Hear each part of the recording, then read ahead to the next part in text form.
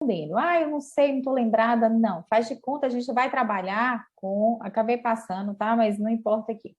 A gente vai trabalhar com as questões de forma que a gente... É como se a gente estivesse na prova, tá certo? Então, vocês não vão se influenciar por questão de ninguém, tá bom? E não devem influenciar por eu não sei, não vou responder. Porque se você estivesse na prova, você teria que optar, tudo bem? Então, aqui acabou passando, já ajeitei aqui para não acontecer mais isso. Então, vamos lá. O ectima contagioso, ele é pelo ORF, certo? Então, o ORF é um poxvírus. Quando a gente estuda dermatoviroses, né, que a gente vai lá nesse capítulo, que tem uma série de vírus que são importantes para a dermatologia, a gente estuda alguns grupos. Então, a gente estuda o grupo dos herpes vírus, grupo do HPV, e aí a gente tem grupo do poxvírus, os paramixovírus, tá? Então, a gente tem uma série de vírus que são importantes para a prova, tá? Para a vida dermato e para a prova. Beleza. A maioria aqui colocou A. Então, a maioria aqui, ó, acertou. Porque o ectima contagioso, ele é causado pelo ORF, que é um poxvírus, portanto, ele não é um herpes vírus, certo? A gente tem aqui, ó, acrodermatite papulosa infantil. Como é o nome dessa doença? Outro nome aqui dessa doença? É Momboca? Janote Cross. Janote Cross, né? Tá? Então, Janote Cross, que é a acrodermatite papulosa infantil, ela é causada principalmente por Epstein-Barr e hepatite B. E lembrar que o Epstein-Barr é o vírus tipo 4, o herpes tipo 4, tá? Sarcoma de Kaposi é causado por herpes vírus tipo 8. E sobre o sarcoma de Kaposi, gente, quais as formas de sarcoma de Kaposi que estão associadas ao herpes vírus 8? Todas as formas, ok? E quais são as formas de sarcoma de Kaposi que a gente conhece? Epidêmico, endêmico. Epidêmico está relacionado a quem? HIV. HIV. Epidêmico, AIDS, ok. Clássico. O clássico. O que mais? O endêmico. O endêmico. O endêmico é de quem? Quem é o pessoal do endêmico? Da África. África. Tribos africanas, né? E o outro? Falta um.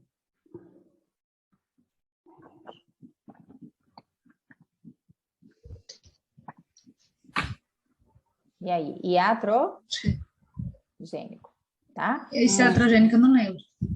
Iatrogênico, são 4, tá? Epidêmico, AIDS associado a HIV, sarcoma de Kaposi, né? Tipicamente aquele paciente clássico que a gente viu bastante associado a imunossupressão importante no HIV.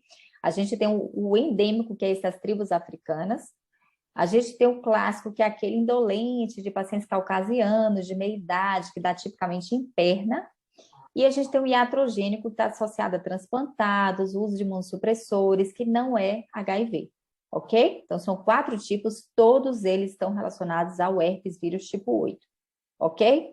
Beleza. E DRES, que está associado a herpes vírus tipo 6. O que é DRES? Vestido? Olivia, eu coloquei AD porque eu relacionei com fármaco, né? Que geralmente DRES é por fármaco. Foi o que eu pensei. Então, vamos falar dela agora, né? Por que DRES está aqui nesse herpes vírus? Quem ajuda a Mel aí?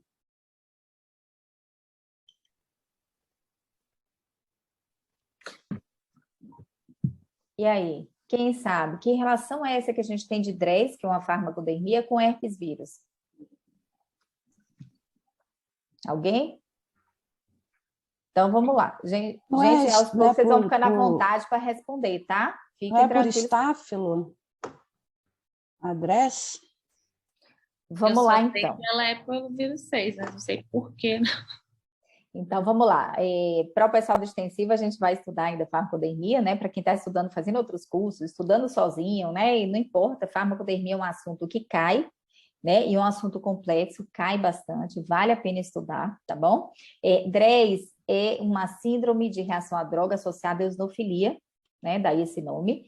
E o que é importante em DRES é que, além da gente ter alguns sintomas clássicos da doença, que a gente vai pensar em DRES, como edema de face, o paciente tem eosinofilia periférica, linfadenopatia, alteração hepática, às vezes grave, inclusive, o paciente tem vários sinais e sintomas sistêmicos. DRES é uma farmacodermia sistêmica, é uma das mais graves que a gente tem.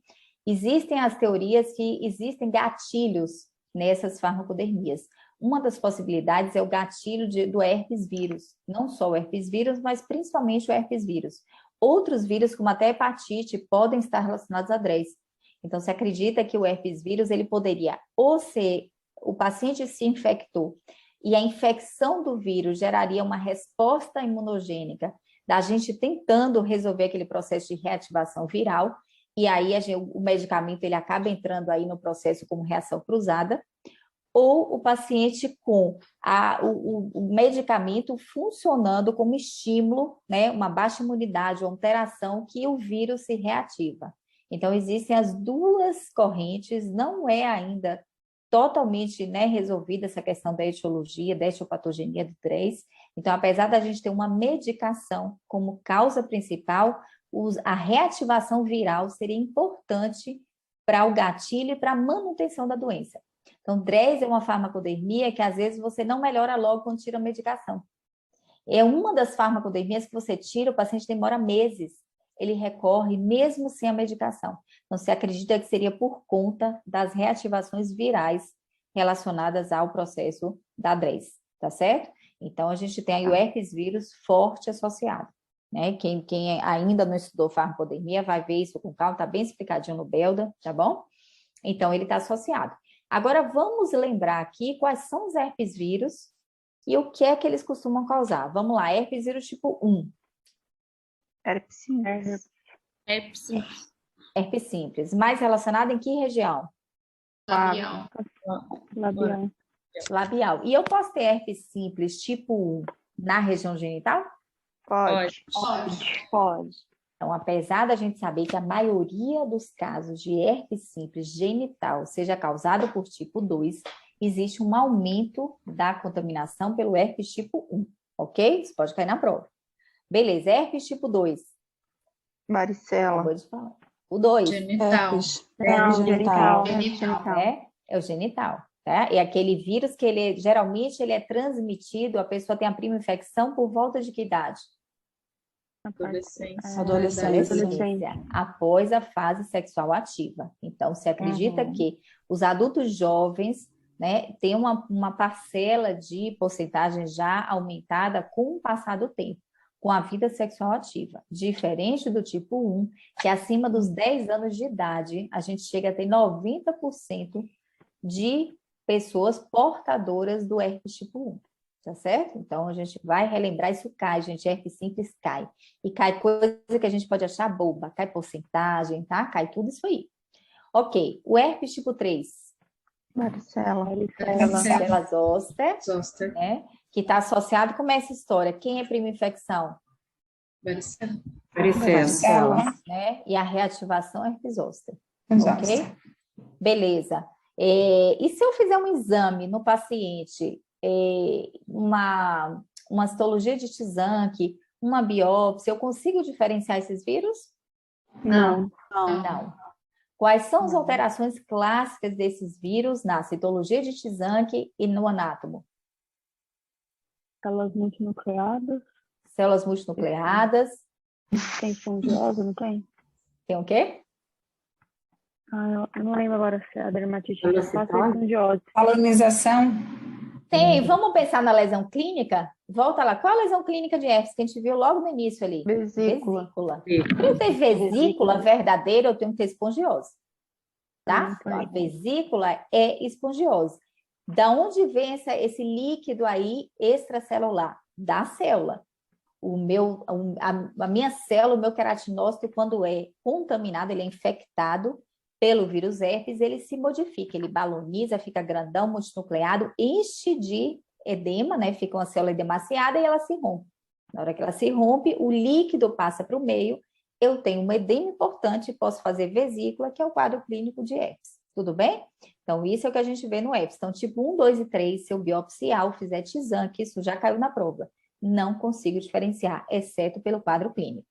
Ok? Beleza. Herpes tipo 4. Epstein-Barr. O Epstein-Barr, que a gente acabou de ver aí, né? E Epstein-Barr está relacionado a quê? A gente colocou uma doença aqui. O que mais?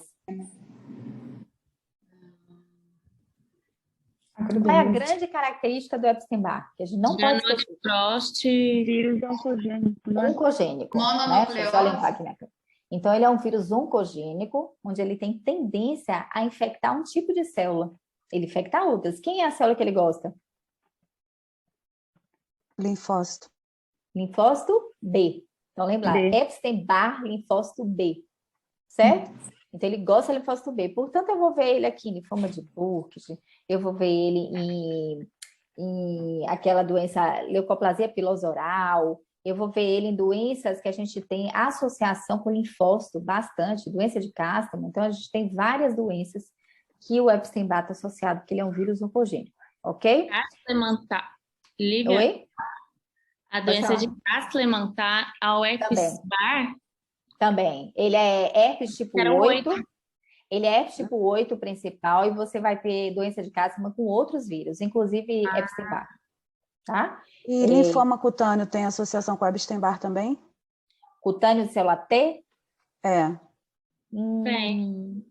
Não é comum, tá? Ele é um vírus linfotrópico, então ele tende a infectar linfócitos, mas ele tem uma tropismo por célula B. Agora, você vai encontrar, tem relatos de caso de, inclusive, micose fungoide, certo? Mas não é o que eu vou, é muito difícil perguntar isso na prova, porque é uma coisa assim, bem eventual. Ele gosta de linfócito B, certo? Mas pode, certo? Que mais? Beleza, Epstein-Barr, isso aí é o Epstein-Barr. O que é que a gente tem aí? E a mononucleose, que vocês falaram, que é a doença clássica típica de Epstein-Barr. Mononucleose infecciosa. Qual é a grande característica de mononucleose infecciosa?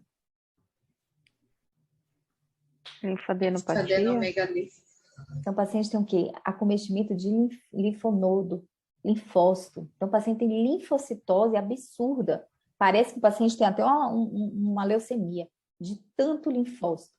Tá? Então, o paciente tem linfocitose, chega a mais de 50 mil. Então, mononucleose é o quê? Dor de garganta, aquele acometimento clássico, linfadenopatia, mal-estar, febre. E o paciente pode ter acometimento de hepatosplenomegalia, inclusive, né? Pode ter, caso o paciente tenha alguma complicação, mas no geral é uma doença que se resolve bem, típica de adulto jovem, criança, né? E está associada ao Epstein-Barr, certo? Beleza. Sarcoma de Kaposi, aí vamos lá, para o herpes tipo 5. A 5. Citomegalovírus. Cincomegalovírus, né? Então, herpes citomegalovírus, o que é que a gente pensa quando vê esse citomegalo? E associa a quê? Eu lembro Da Ju. do Blueberry Muffin. Do coruja. Então, Blueberry Muffin Baby. O que é Blueberry Muffin Baby? Eritropoiese extramedular? Eritropoiese extramedular. Então, é aquele bebezinho que tem uma doença grave, tem torches. É um bebezinho que está todo comprometido, coitadinho, a medula está acabada. Aí ele faz uma tentativa do organismo de conseguir manter aquele bebê, uma eritropoiese extramedular. Eu produzo célula sanguínea em outro local que não seja na medula. Esse bebê é gravíssimo, tá? Geralmente vai a óbito, não pela eritropoiese, mas pela doença de base, né? Que geralmente é bem grave, certo? Eritropoiese extramedular não é exclusiva de citomegalo. Eu posso ter por vários vírus. O mais clássico para a gente é esse, tá? E lembrar do olho de coruja. O que é esse olho de coruja aí? Inclusão citomegálica. Então, inclusão citomegálica na célula endotelial, certo? Então, o citomegalo gosta de célula endotelial, que é a célula que reveste a parede dos vasos, e na hora que ele tem o efeito citopático do vírus na célula endotelial, ele parece uma corujinha, aqueles olhos, né? Que lembra a célula de Rastenberg no linfoma de Hodgkin, tá? A diferença é que aqui é célula endotelial, linfoma de Hodgkin, que é linfócito, geralmente linfócito B, tá? Ok. Ele pode fazer mononucleose-like também, né? Praticamente todos eles podem fazer mononucleose-like, tá? Na literatura está descrita vários vírus associados a mononucleose-like, certo? E citomegalo adora também. Citomegalo gosta de úlcera em paciente HIV, certo? Citomegalo, gente, é doença de imunossuprimido,